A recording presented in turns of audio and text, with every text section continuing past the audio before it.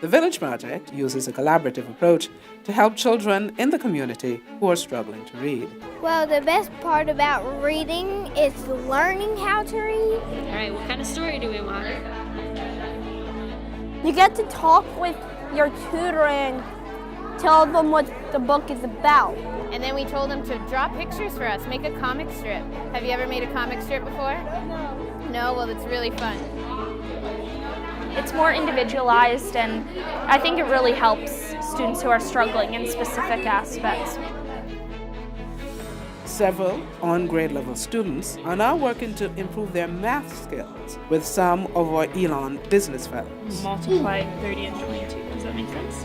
Parents in the village attend the tutoring session with their children and are tremendously important collaborators at home with their children. Real had some reading comprehension challenges, and we've been in it for the last 2 years. And she has improved academically with her reading and comprehension. I think it is important having programs like this because everybody is just glad to see a new book in their hands. You like that one? Concerning higher education and the pre-K-8 space, there are 3 questions I regularly ask myself. What if all institutions of higher learning support public schools in their local communities?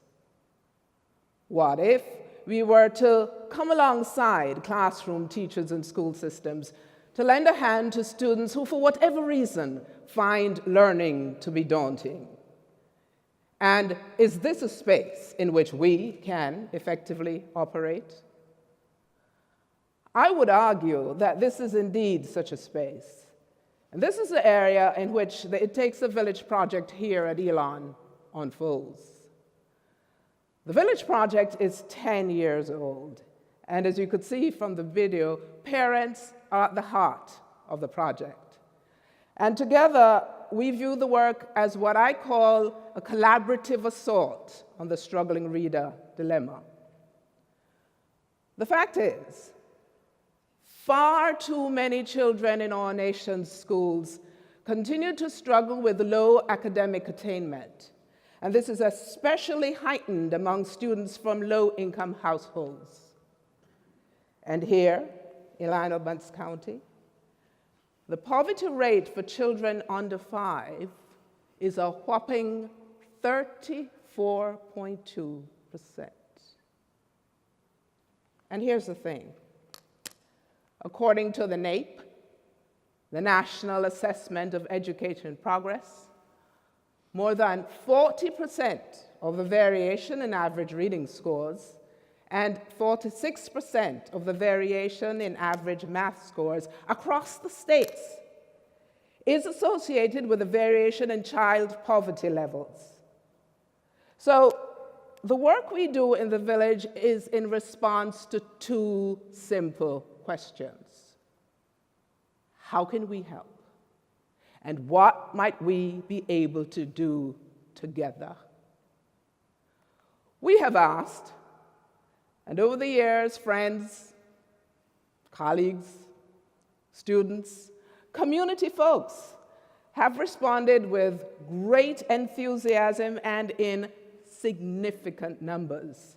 This fall, over 150 Elon students are currently tutoring in the village. And in the spring, you'll see some really tall Elon students working with kids about knee-high to them. Those would be our men's and women's basketball teams. You might have seen a couple hundred children and their families headed to Mooney, Duke, Alamance, and Linda buildings on Wednesday evenings and wondered to yourself, what in the world is going on? Well, it's the village. You might also see them headed to Michael Science Center to learn about science, examine bugs, work in the Maker Hub, work with Gen Uno and science in the village.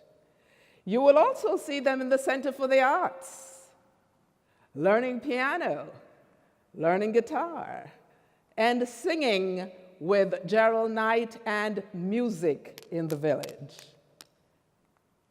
And check this out. In December, you'll see them in Alumni Gym, where our MARC officials and chefs will teach about nutrition, use cooking to teach math, and cook up healthy eating in the village.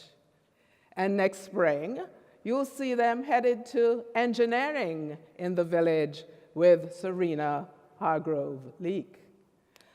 One new faculty member said to me, "How can I be involved in the village?" But then she said she couldn't imagine how the little time she'd be able to spend would make any difference at all.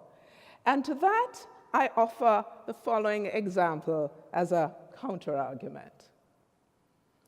This past summer, Assistant Professor of Economics Brandon Sheridan, there in the very bright orange outfit, along with Marie Alston from the School of Business, taught economics in the village to a group of 5th grade students. They used the curriculum in which was embedded a pre-post assessment, and they read from a chapter book on economics for elementary grade children titled Danny Dollar Millionaire Extraordinaire by Ty Jackson. They created their own business, a lemonade stand. They figured out their own marketing and advertising campaign.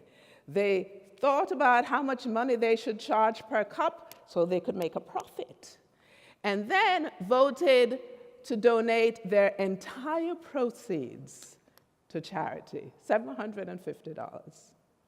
Now, keep in mind, summer in the village is only 2 weeks long.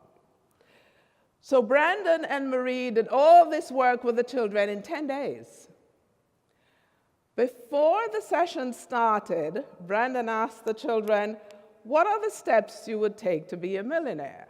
And here are their responses. Hard work and save money, get a good job and then help the customers when they need help to find something, clear their thinking working in retail, work, save money and work hard, get a job that gives you lots of money, save your money as long as possible, put your money in the bank so you don't lose it. Work hard, sell things. When you have $1 million, you can use it, show off, spend it, or pay bills. After the 10 days of instruction, Brandon asked again, "What are the steps you would take to be a millionaire?" Here are the children's responses. Buy and sell stocks. Make a business. Raise a lot of money, save some, spend some. Become the owner of a company. Get a loan from a bank, then buy a company, repay the loan, then invest in a business, then buy all the businesses.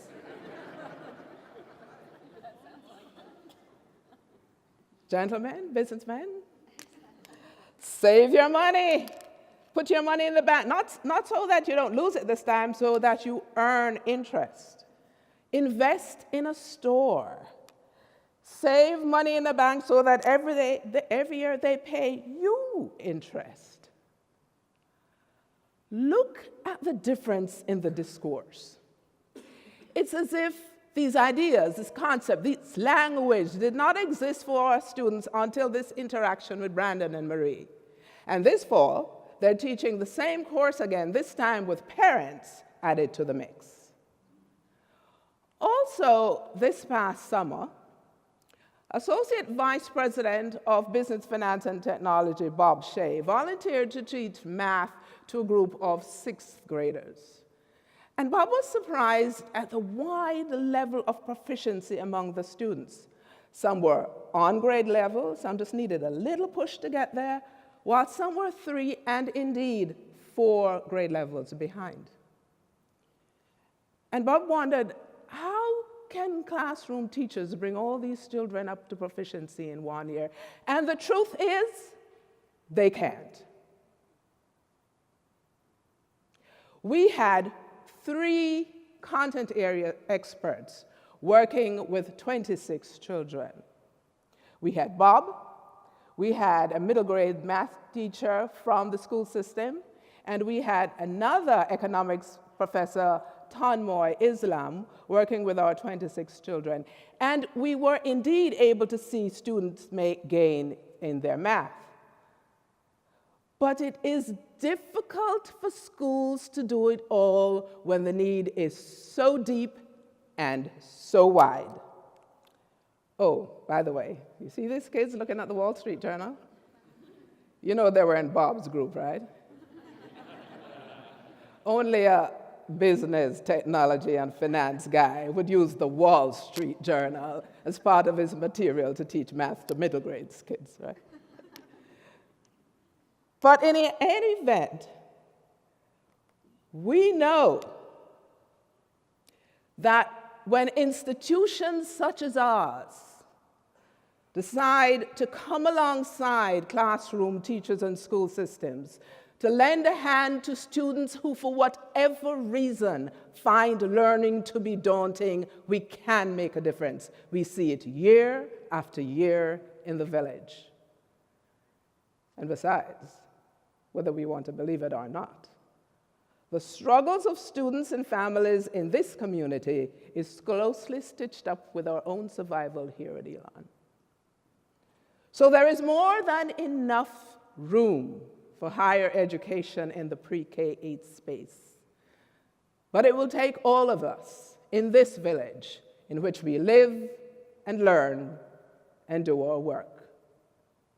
Thank you.